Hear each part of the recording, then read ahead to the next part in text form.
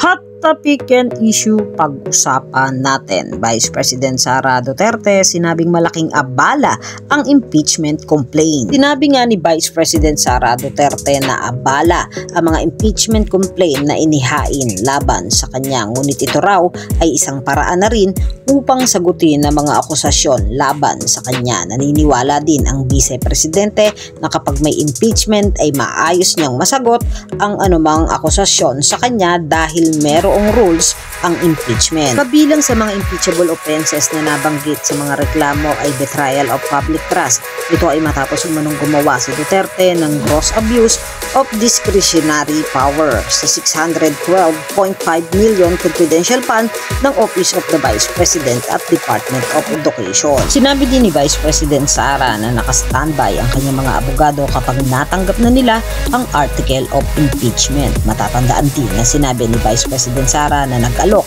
ang kanyang ama na si dating Pangulong Rodrigo Duterte na sasagutin ang gasto sa pagkuha ng ilang abogado para sa mga kasong impeachment na isinampa laban sa kanya. Kayo mga katambalan, ano ang masasabi nyo? Mag-comment lang sa comment section at pag-usapan natin. Yan na mga hot topic and issue dito lamang sa Tambalang JK.